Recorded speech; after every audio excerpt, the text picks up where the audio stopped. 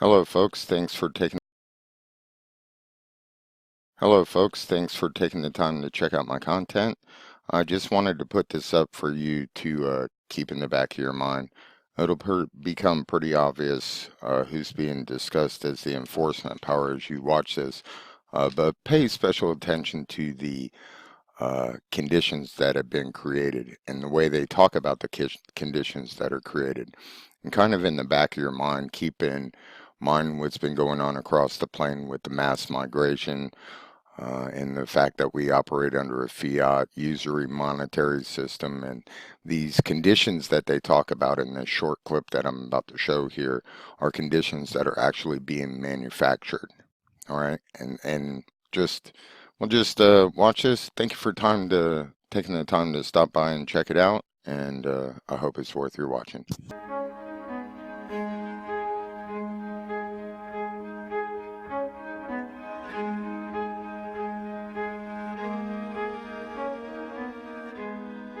The future is urban. By 2030, urban areas are expected to grow by 1.4 billion, with that growth occurring almost entirely in the developing world. Cities will account for 60% of the world's population and 70% of the world's GDP. The urban environment will be the locus where drivers of instability will converge. It is the domain that by the year 2030, 60% of urban dwellers will be under the age of 18. The cities that grow the age of 18% of urban dwellers will be under the age of 18. The cities that grow the fastest will be the most challenged as resources become constrained and illicit networks fill the gap left by overextended and undercapitalized governments. The risk of natural disasters compounded by geography, climate changes, unregulated growth, and substandard infrastructure intersect to frustrate humanitarian relief. Growth will magnify the increasing separation between rich and poor, religious separation between rich and poor, religious and ethnic tensions will be a defining element in the social landscape. Stagnation will coexist with unprecedented development as impoverishment, slums, and shantytowns rapidly expand alongside modern high-rises, technological advances, and ever-increasing levels of prosperity. This is the world of our future. It is one we are not prepared to effectively operate within.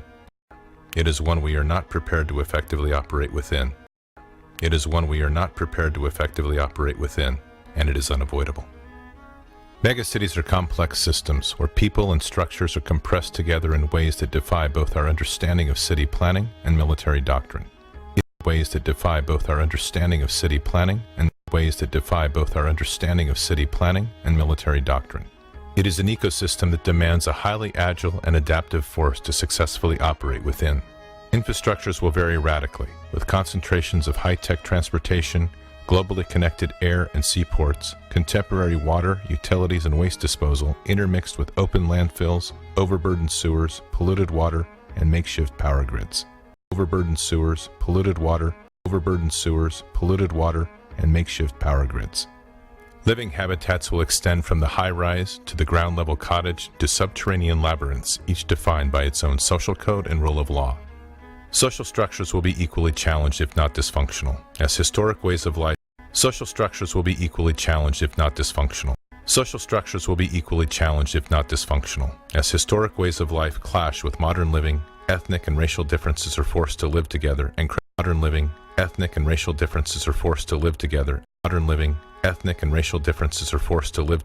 criminal networks offer opportunity for the growing mass of unemployed.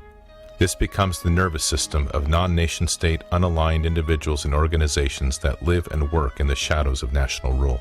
Where physical domains can be seen, digital domains will have limitless potential to breed and expand without limit. Digital security and trade will be increasingly threatened by sophisticated illicit economies and decentralized syndicates of crime to give adversaries global reach at an unprecedented level. This will add to the complexities of human targeting. This will add to the complexities of human targeting,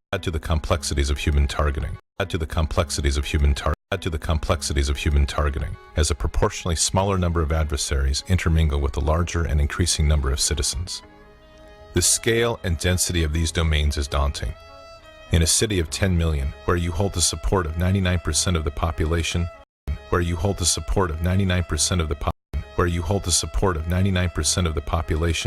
The remaining 1% represents a threat of 100,000.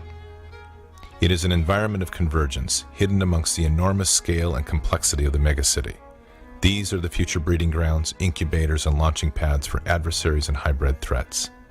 Linked globally, these are man-made labyrinths that provide refuge and movement across the vast sections of these cities where alternate forms of governance have taken control.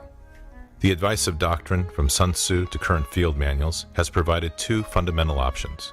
Avoid the cities, or establish a cordon to either wait out the adversary or drain the swamp of non-combatants and engage. Wait out the adversary, or drain the swamp of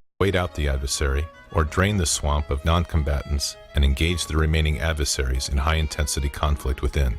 Even our counterinsurgency doctrine, honed in the cities of Iraq and the mountains of Afghanistan, is inadequate to address the sheer scale of population in the future urban reality.